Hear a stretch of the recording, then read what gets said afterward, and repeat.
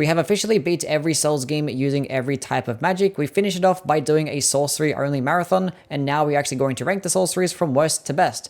If I were to compare it to all the other spell types, these are by far the easiest and most consistent. From start to finish, I had no problems with the sorceries, so it is going to be kind of shitty trying to rank them all because they just all performed so well, but Spread is going to do it anyway. Starting off at the bottom with the worst sorcery in the Souls games, we have Dark Souls 2, which these are an amazing spell type. If anyone else were to make this list and put this at number 1, I wouldn't get mad. If this list incorporated PvP, I probably would have put it number 1 or 2 myself.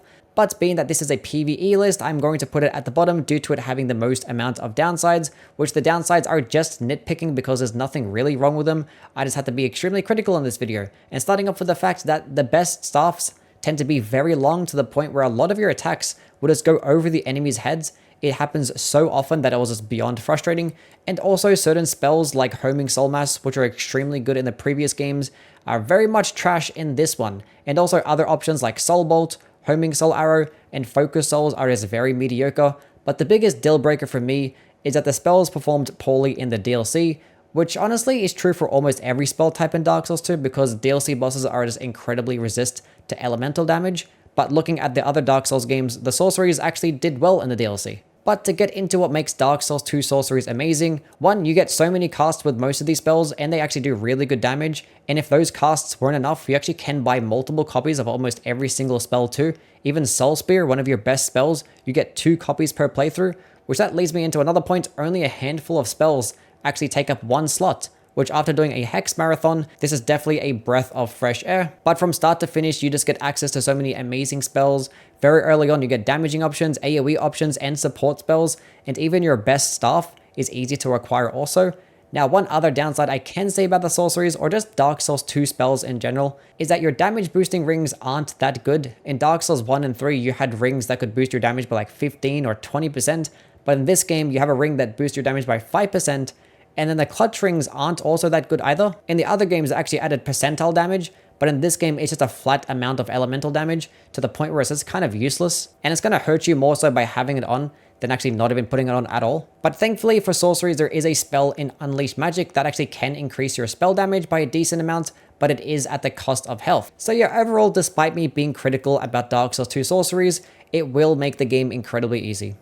At number 4, we have Dark Souls 3 sorceries, which these perform just as well as Dark Souls 2 sorceries. Both are like in the same tier, but the next few on this list are just broken. Now, Dark Souls 2 sorceries might perform a little better throughout most of the base game, but towards the end and in the DLC, Dark Souls 3 just outperforms. Main reason being that Pestilent Mist is a spell that does percentile damage over time, meaning that bosses with really large HP just get shredded, doesn't matter what their resistances are. Another reason they perform better in the DLC is that there are more duo types of bosses for a spell like Soul Spear or Crystal Soul Spear to shine. This spell just does large amounts of damage, goes through enemies, and goes pretty far. Now the Dark Souls 2 version of this spell actually might perform better with its faster casting speed, higher damage, and better tracking, but the FP system actually lets you have way more casts in Dark Souls 3. But for me, the biggest difference between both games would be the variety in spells. Dark Souls 2 doesn't have those quick short range options like you do in Dark Souls 3. Farron Dart does suck at doing this, but Farron Flash Sword is really good. It's no Carrion Slicer with its DPS, but it still performs really well by only consuming 4 FP. You also get another option for a high damaging spell in Soul Stream.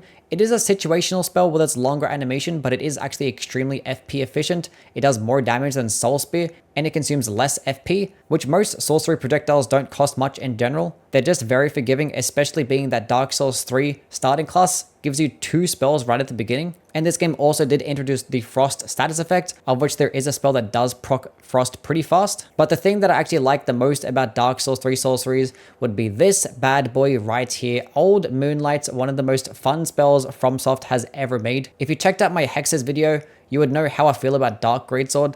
I just love the aesthetic of a magical weapon that can double as a projectile, because they tend to, 1, look really cool, and 2, do bonus damage at closer distance, which I just prefer melee combat in general. So for me, this is just really fun. But what makes Old Moonlight really special is that you can fully charge it, which I believe this is the only spell in the entire game that can be charged, and most importantly, you actually can walk around while charging it. Like, how cool is that? You can just walk around looking like Ludwig and just throw this really cool projectile that actually does a lot of damage. I love this spell, man. It's so fucking cool. Now, Dark Souls 3 sorceries aren't going to be perfect. There are still a handful of bosses that do resist magic. The lack of hyper armor when casting is annoying, and a lot of the spell options just suck. Farron Dart, Farron Hail, Homing Soul Mass, Crystal Hail, even White Dragon Breath, all these spells are just mediocre at best, but Dark Souls 3 still made for one of the most, if not the most enjoyable sorcery run.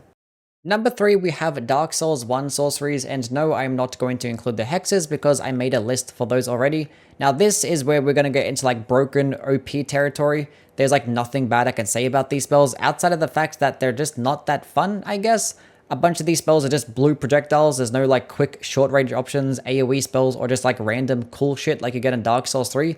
But it doesn't really need it, clearly. They just do so much damage, you get lots of casts, no stamina cost. The spells and damage boosting items are available very early on. The catalysts don't need upgrading. But even to talk about their support spells, they're really good too. It's basically the exact same stuff as the other Dark Souls games. But I would say that Crystal Magic Weapon, Repair, and Cast Light are just more useful in this game. But yeah, the gameplay should just speak for itself. Every damaging spell from Homing Soul Mass to Soul Spear just does stupid damage. There's not many options in total, but like every single one is just really good.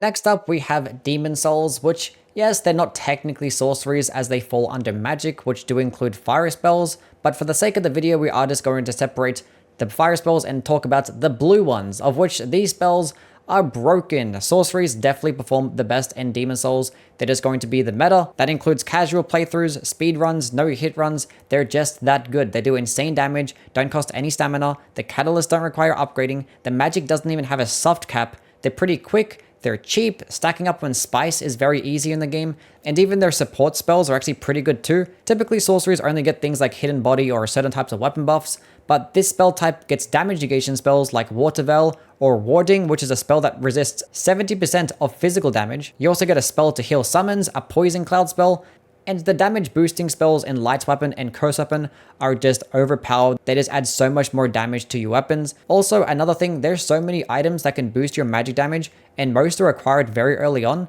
The only one that you really can't acquire easily is the Monk's Wrappings that requires PvP invasions, which was easy to do when the game is more active, but being that it isn't right now, it's kind of annoying. I wish the remake actually added a way to get it offline, because at the moment, it's actually impossible to acquire it in the PlayStation 3 version because the servers are just shut down. But also speaking about accessibility, some of the spells can't really be acquired until you go to like New Game Plus. And if you want to get like the best catalyst for damage boosting, you're going to have to sacrifice one of the spells as well. So it's not like you actually can get everything in just regular New Game. But the biggest reason why they're just not going to be number one is that they just kind of lack variety for damage options, which is unfair to compare them to like the number one thing on this list. But it's the video, so we have to talk about it. But yeah, they don't get no quick short range options, and they do lack an AoE spell, but I guess they didn't really need to add it in when the fire spells already do that, and they are in the same category. Number 1, Elden Ring sorceries. Now honestly, these are not going to be as dominant as Demon Souls or Dark Souls 1 sorceries, because in those games, sorceries are just like the best and most optimal option, and it's not really close. But in this game, it can definitely be overpowered and just as good as anything else in the game, but it's not like it's the definitive best thing in Elden Ring. But it still gets number 1 because not only can you just be really strong with them, but you just get the best variety. You have stuff for short range spells with high DPS, short range spells with higher stagger, long range AoE spells, short range AoE spells, projectiles that do insane damage, projectiles that do insane damage but just invisible, frost spells, bleed spells, debuffing and buffing spells, physical and fire damage spells, and also most of these spells can actually be charged too. You just get everything that you need, and they all perform really well because there's so many buffs in this game that you can just stack on top of one another, and it can just basically make anything viable. But yeah, I'm not going to talk about every single spell on this list. I will have a video coming out eventually ranking all 90 Elden Ring sorceries, so do subscribe for that.